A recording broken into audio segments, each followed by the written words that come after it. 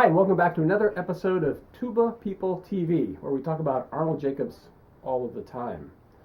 Puddles and I are here in New Jersey with Steve Norrell. Steve! Nice to see you, Mike. Great to see you. Yeah. Thanks for inviting us into your home. I'm honored to be here with you. Yeah.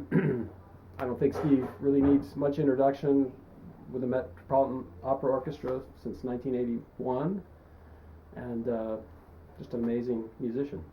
And summer of 1990, I had the great pleasure of sitting next to Steve at the Colorado Music Festival in Boulder. It's my treat. It was great fun.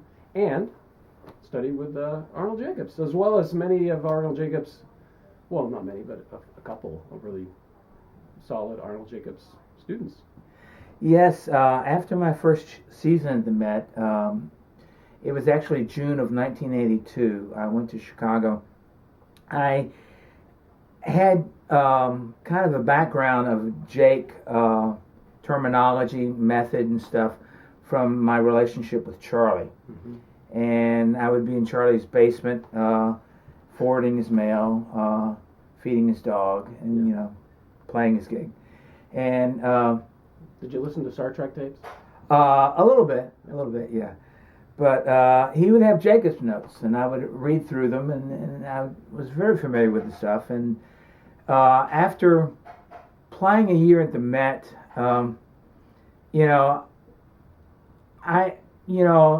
wanted to find out how to make it easier. I didn't think it was necessary to practice as much as I did in order to maintain the level that I wanted to maintain. And so I went to the week master classes at Northwestern University. And I actually stayed with Rich Mays.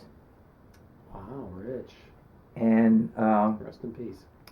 Yes, tragic news. But I remember Rich sleeping on his couch in Evanston. And Rich's place, he lived there with some other people, and it was like a cyclone had gone off. Stuff was everywhere. And the dining room table things were stacked at least a foot high. Mm-hmm. And Rich was trying to get the stereo to work.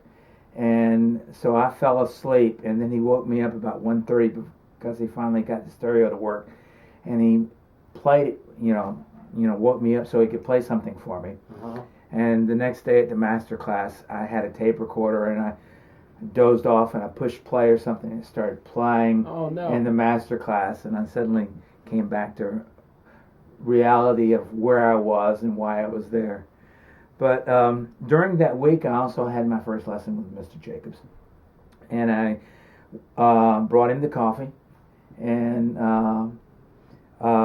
he measured my vital breathing capacity right at the beginning, and he showed me charts of other people.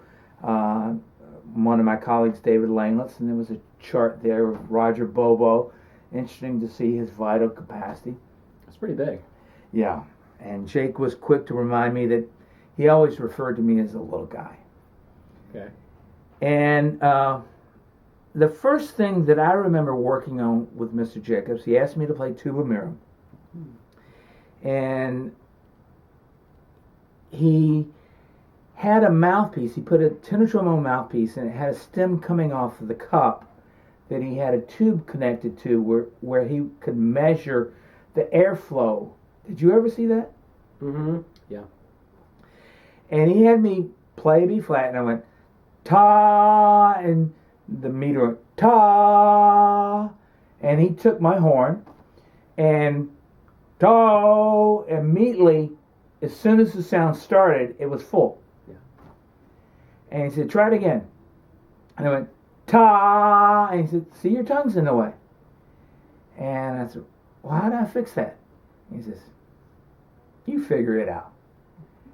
And, he kind of explained to me what was happening. He didn't really give me an explanation of how to address it, how to work on it. Mm-hmm.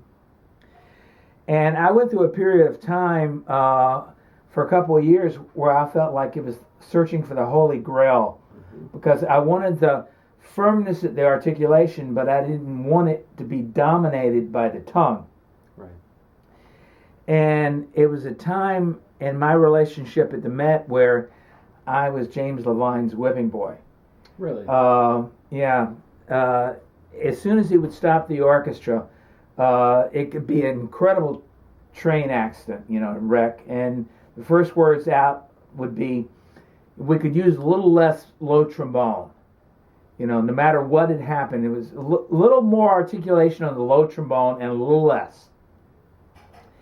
And but it took me a while to realize that that was actually a compliment, because if he didn't think that he could get me to do it better, he wouldn't have said anything. He wouldn't have invested the time in it. Yes, exactly. And I wish it wouldn't have gone on for a couple of years, which it did. It became a little comical. Fortunately, I'm not insecure, so I didn't have to worry about that. But and the problem did get better, and I reached a point where it never happens anymore.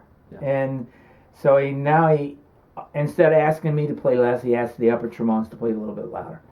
But that's great. it was trying to get the tone at the front of the note without having the T. And it was interesting when you listen to Maurice Andre play, you don't hear da da da da da da da da da da da, but dee da da da da da da da da da da da da. And it's immediately the tone is there, the presence of the sound is there from the beginning. Yeah, the immediacy of sound. And Jake was instilling that, and to me, he was definitive at that. Yeah, he was great at getting the air to the lips. And I remember him saying to me, I came to him with a lot of big tongue, not a half breather and lots of tongue, and he says, no, you got to get the air to the lips, not to the tongue. Getting air to the tongue does not create tone. Getting air to the lips does. It's wonderful hearing the terminology put together in different words. Yeah.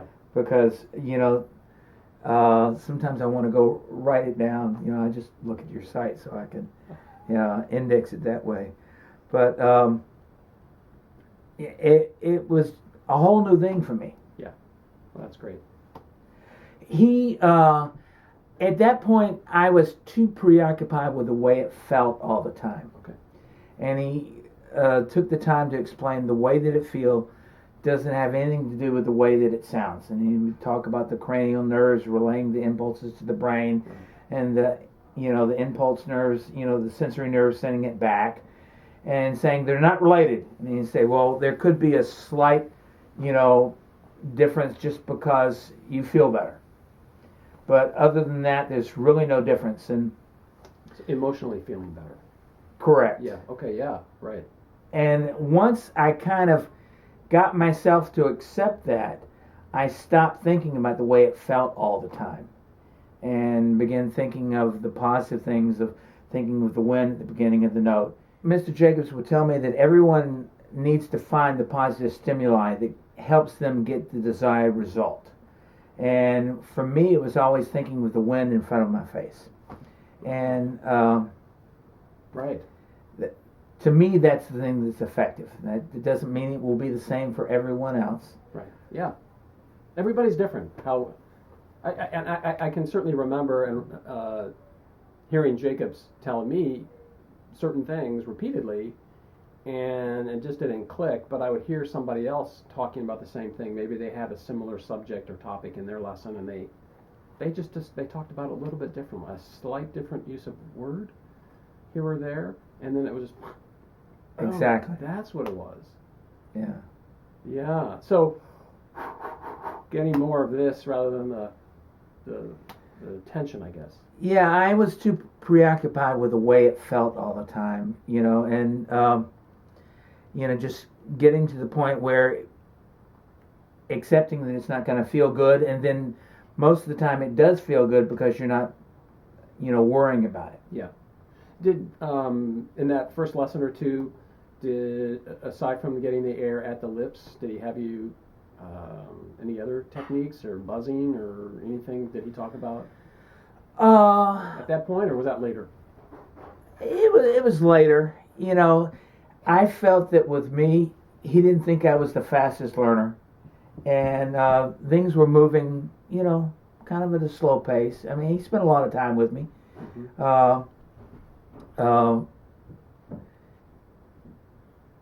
I kind of wonder though. I wonder if he thought that you were pretty smart, because if he said you figure it out, then that meant he would have confidence that you would be thinking about how to get there. Well, it's interesting knowing, hearing stories and realizing more about his personality, how he treated each person a little bit differently in the approach. But I always felt like I was a fool. I felt like I could not incorporate the things as quickly as he wanted me to. Okay. It wasn't that he was impatient, but I wanted to be able to do it faster. Okay. All right. Well, fair enough. Yeah. He quickly shows you these things that are inadequate. Your vital breathing capacity is not large, and and you want to be able to fix it, and it's not something that you can immediately incorporate. So the initial lesson or two was about getting more immediate sound. What did you progress to later on in subsequent meetings with him? He was big on trying to get my diaphragm to engage. He would get behind me and put his hands right on the diaphragm and, do the internal pull. Yeah. And, he took the time, with his charts to show me everything where it was, and one of the most powerful muscles in the body, and,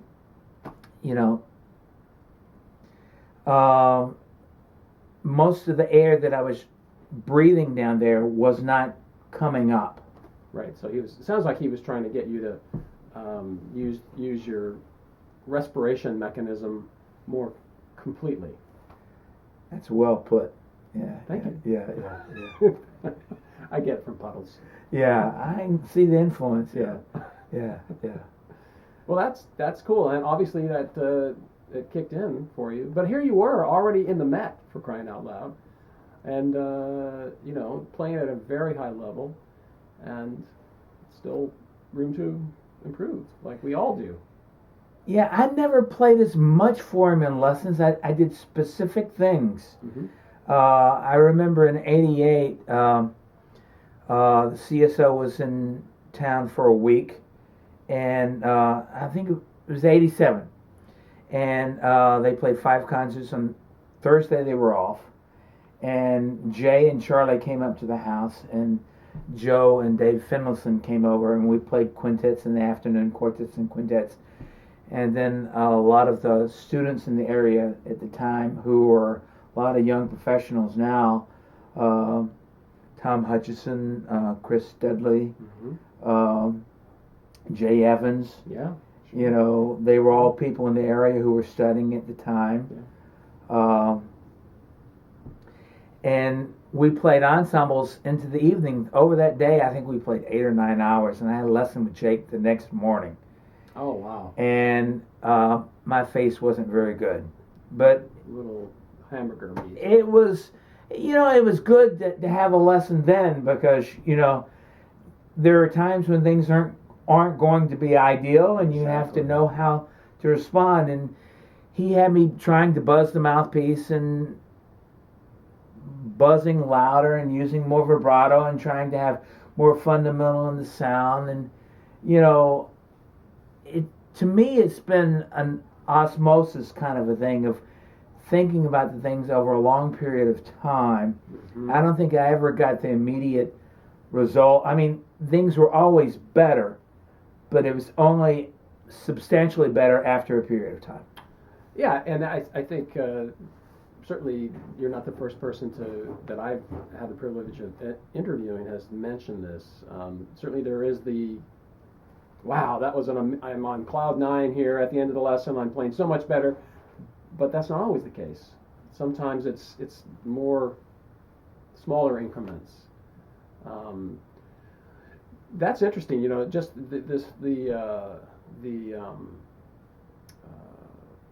coming into a lesson where your face is kind of half beaten up and hearing what he did for you, you know, and taking you down that path. Yes, it's not something that I'd actually planned on doing. No, of course not. But, you know, the evening before was just too much fun. And, you know, I still have recordings of that evening and I listen to with great memories.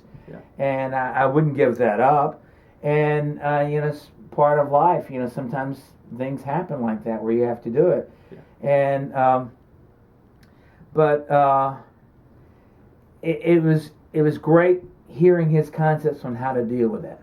Yeah, Steve, you were mentioning being kind of beat up from the night before, and it seems like what he was trying to do with you was to get your mind off of that, thinking about what it felt like. I think that he was trying to get me to become more expansive with my sound. You know, he wanted my buzz sound to be bigger and larger. Mm-hmm. Whenever you would buzz a mouthpiece next to him, you would always feel tiny anyway. Yes.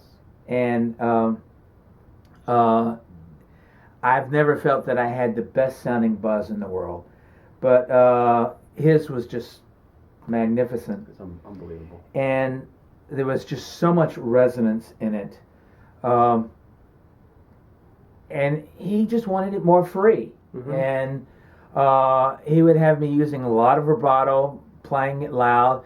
You know, he would have me doing certain things, legato things, on the instrument the same way. You know, a lot of sound, the connection between the notes blowing through it, and then trying to keep the same level of resonance at the softer dynamic. Mm-hmm. Do you recall at some points in your lessons with him, we have been talking a lot about the physical application, did he move to you at some point with just conceptual, just in terms of, really thinking about the trombone in the head and trying to imitate that, or imitating other trombonists, or did he work in that area with you much? A little bit when I would struggle with Hary Janos. He would talk to me about envisioning that I was playing a bugle. You know, so because I would always play things that were problematic, and in my younger age, I was really a slide tuba player, and I'm better in the upper register now, although it's still, you know, I'm adequate, you know, for what I do. Okay. But I'm sure you're more than adequate. So yeah. Well. Be very humble. Yeah. But you hear certain people in the upper register on the bass trombone, and it's amazing. And but most of what I do is not in that register. So yeah. And what about articulation? Did he? What'd you do with? Well, he told me to figure it out, and I mentioned it was like searching for the Holy Grail. Yeah. And I considered articulation to be a combination of three facets. Articulation is combination of the efficiency of the embouchure, coordination of the wind, and the tongue. Mm-hmm. And when you put those three facets together, it's kind of like doing this. You do that very well. Yeah, I've practiced. And most players are overly dependent upon their tongue. Yes. And most trombonists, they don't incorporate the wind. You know, they don't have that stimulus of the wind at the beginning of every note. Yeah. And their embouchure, because of the legato tongue at an early age on trombone, their embouchure can be anywhere in the general vicinity, and the note will speak. Yeah. It won't be your optimum sound, but a note will come out. And so getting the toe, coordinating the toe is what I consider putting all those three facets together of efficiency of the embouchure, coordination of the wind, and the tongue. And I would do it by, ba ba beep ba beep beep. Simple Boswich, Yeah. slow tunes. Yeah. You know, Jacobs would talk about his slow tunes. You know, and getting the fundamental. You know, buzzing the mouthpiece two ways. You buzz legato things, but when you buzz articulate fanfares, he liked to say, you know, having a definitive sounding start, just like when someone is talking to you, you hear the consonants at the beginnings of the words. Right.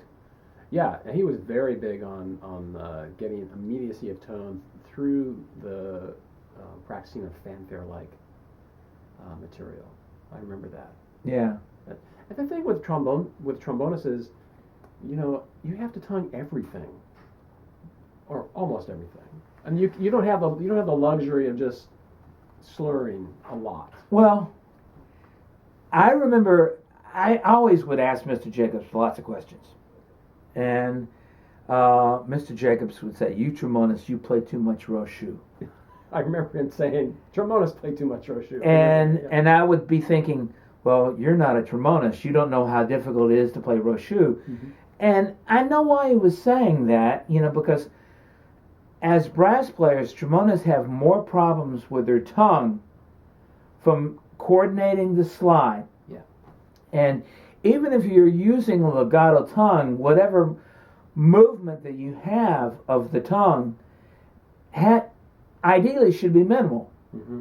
You know, the less movement that's involved is the best.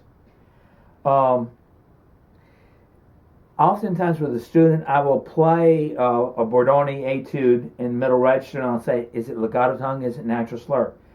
And they can't tell, and I say, "Well, I'm thinking of it being smooth," and it's actually a combination of it both. You can't actually think, "Well, this is a legato tongue. This is a natural slur." That all has to be a trained reflex, and it has to happen immediately. Mm-hmm. You know, it's part of the equation that's ingrained, and it's a trained reflex. There's no room for that. There's just room for the music and the story that you're telling. Yeah.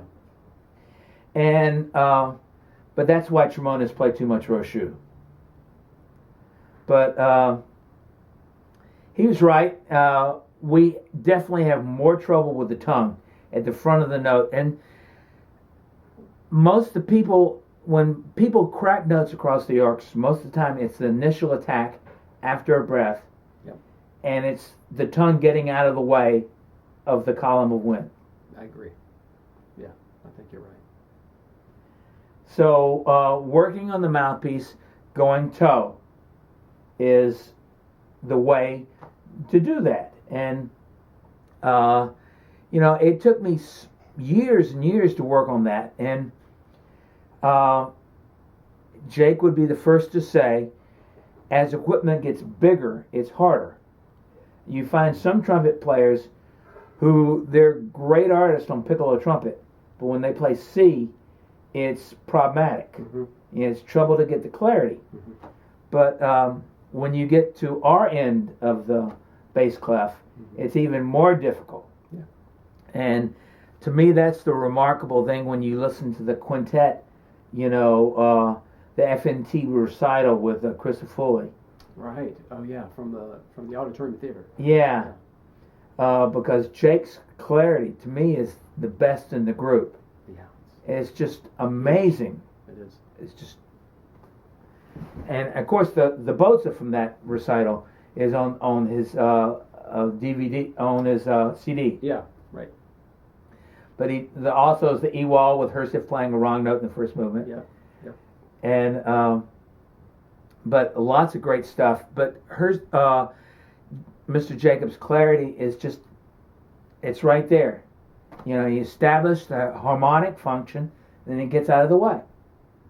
One other point that I'd like to tell you is that since I joined the Met in August 31st, 1981, I've played 234 consecutive ring cycle opera performances. Wow. Everyone else has rotated off a service here or there or individual opera, but I've played them all. And it's like 104 Valkyries. And more of that. That's the most performed one. But Valkyrie starts, the cellos and bass, and the Hunding calls are coming, and the third and fourth trombones, they come badim, badim, badim, and to get that sound immediately, I would practice all day trying to get the sound in that register, and my approach in working at it up to that point had purely been physical. I didn't understand the conceptual things of having the wind do the work. Mm-hmm. And this is not something that Mr. Jacobs showed me, but I realized that if I did it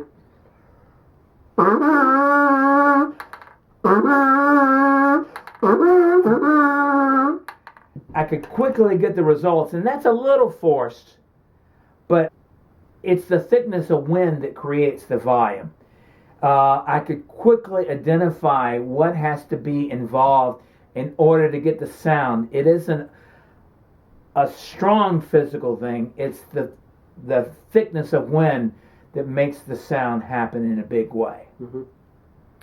So is it? Do you liken it to the batter in the on-deck circle swinging a couple of bats? That kind of thing, where you're using. I think that would probably be a good analysis. I wish that I wish that I had the flexibility. I remember my lessons with Mr. Jacobs, and I'm straying right now, but. After he had the radiation, he was out for a while. I remember. And I came into town and I had a lesson with him, and I consider myself very lucky. He knew that it was hard for me to get to Chicago, and he pretty much told me when I was able to get there that he would make time for me. Wow, nice. And I came in, and it was a Thursday afternoon, and that night was his first concert back playing Fantastique. Mm-hmm. And Rex carried his tuba on stage. Yeah, I remember that. I was at that set. Yeah. And he played the scale, the triplets, up to the high B flat at the end. Yeah. And it covered the orchestra. It just didn't just come through. It was louder than everything. Mm-hmm. It was like a solo dynamic above everything. And there was nothing harsh about it. It was all sound. Yeah. And it was beautiful sound. Yeah. Just buoyant. And that's what made me think of it when I was trying to demonstrate with the Valkyrie, because mine, when I try to do it, it tends to sound somewhat forced. But when he would do it with thickness of wind in that area, it would be free, it would be open, it would just go, boom. Yeah. Wow. And yeah, that was an amazing. I remember one time after one of his illnesses, and he had lost some weight, and so his vital capacity had gone back up, I think, like 3.2 liters, and it had been down to like 2.5, which, as he famously said once, that's not enough air to play the contrabass tuba in an organization like the Chicago Symphony. Well, but so it was Mahler 1, and there's the big ta-da, and the first one in the last movement. yeah, And he was just an amazing Yeah. sound, and he was hanging with Bud on the length, which he hadn't been able to do Yeah. for a period of time prior to that. yeah, So that was pretty cool. yeah. But when he played in that register, hearing the Chicago Symphony in Carnegie Hall, Yes. we were a little bit spoiled, because Carnegie Hall, especially before it was renovated in '91. They added some cement to support the weight of an elevator. Right. And the stage used to rattle and shake a little bit. And it was wonderful. It was wonderful. And I remember a Bruckner 9 would shake. And, you know, those Ds and just the sound, it was just pure, just singing through the instrument. It was just unbelievable. Never ever any sense of effort, really. It just was just coming out. Yeah, really amazing. Steve, do you have any interesting stories about Mr. Jacobs? Because I know they came to New York often, so I'm sure you had some interactions with him. Well, the last tour where Mr. Jacobs played with the CSO in Carnegie was 1987, and that was the first year that the Met did not have its domestic tour. And Herb Wetzelblatt and I, we bought series tickets to all 3 concerts.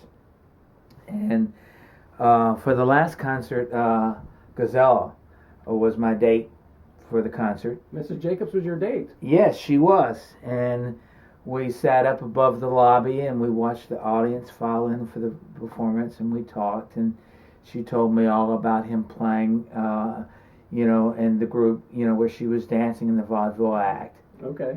And it was a very wonderful, nice evening. Mm-hmm. And we went to Mulligan's afterwards. And after a while, Mr. Jacobs walked Gizzy back to the Hilton Hotel, and then he came back. He had his visualizer in pocket the whole time. Yeah. But later that summer, I was driving my mother cross country, and Charlie Vernon's a very close friend of mine. And I'm very fortunate to have been able to spend a lot of time when he was accessible. Mm-hmm. I would not have had the success in my career without Charlie's influence. Yeah. But I was staying at Charlie's house, and Mr. Jacobs and Gizzy came up, and he taught me a lesson in Charlie's basement. And it was nice because my mother got to meet the Jacobs. Mm-hmm. And it was years later that I found out that they started exchanging Christmas cards. Oh, Mrs. Jacobs and your mother. Oh. And they exchanged Christmas cards every year until Gizzy passed. That's sweet. But yeah, I took my mother across country, and we went to all the national parks, and just about all the parks. That's a really nice trip. That's great. That's a great story. But the other story that I had is that I was on a Japan tour, and I had Brian's book, and it was in my instrument trunk, and before a Tosca performance in Yokohama, Japan, Levine was there before a performance, which was kind of unusual. He was just hanging out talking to people. Oh, wow. And so I went and grabbed the book, and I went up to Jimmy, and I said, Jimmy, do you know Mr. Jacobs talks about you in his book? And he like grabbed the book right out of my hand, and he immediately pulls it, and he's able to find right to the page. And, you know, and it says, Jacob states, James Levine is a jewel. We enjoyed working with him very much. And Jimmy just beamed, you know, with joy just because Jake said such kind things about playing the Mahler symphonies with him. So let me get this straight. So the conductor, and of course in the Met, the artistic director, music director of the Met, is beaming because a tuba player had nice things to say about him. That's amazing. Well, you know, he really had a lot of respect for those guys. Yeah. And, you know, for all those guys. It was a special time for all of them. That's a great story, and I really appreciate you sharing that. Yeah. Because that's, it's amazing having done this project now for a couple of years. One of the things that really has been eye-opening for me is getting to know Jake in different ways through different people, and getting to know more about him from other people, and getting to really realize just how enormously broad of a person he was. Yeah, it's just incredible. When I went to that workshop, I was impressed. He seemed to like to work with people. He liked tall people with large vital breathing capacities. Okay. But he worked with students at all different levels. Yeah. And I greatly admired how effective he was with working at players at all different skill levels. Yeah. You know, because he always would take a mouthpiece and he would always buzz it, and would buzz it on the corner on the side, and he would always get the same positive results. I mean, they wouldn't walk out and win a job, but they would be pointed in the right direction. Right. Yeah, that was definitely one of his characteristic teaching traits. Positive improvement each time in some measure or another. Well, Steve, I can't thank you enough for bringing Emily and I up here to your home, and even putting up with Puddles. He's so self-centered. He's always saying he's number one. Well, but I think today he's saying that you're number one. So we appreciate that. Well, I don't believe it for a second, but it's very nice to... Just to prove that, he's instructed me to present you with this genuine University of Oregon beverage dispenser. And it is just paper. It's not... In an earlier time of my life, I could have really put this to good use. Diet Coke, Diet Pepsi. That's what I'm talking about. It will be done. Yeah. It will be done. Excellent. Yes. Well, thank you, Puddles. He says you're welcome. Yeah. Steve, I can't believe it. It's been 20-something years since we've seen each other, and sitting next to this guy for a summer was just amazing. So, thanks, Steve. Thank you. Pleasure's all mine. And now back to you.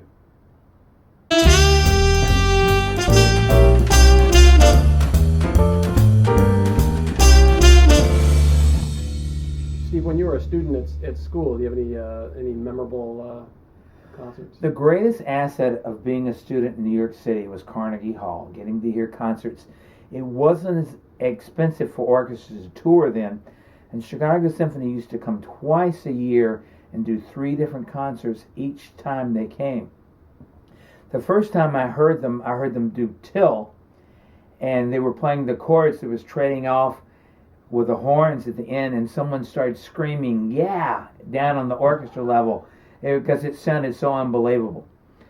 But I'll never forget the Bruckner 7 that I heard in, I guess that was 1979. Or 8. 78. 78. Yes, okay. 78. And before that time, I questioned whether or not trombones ever really sounded that loud in Carnegie Hall.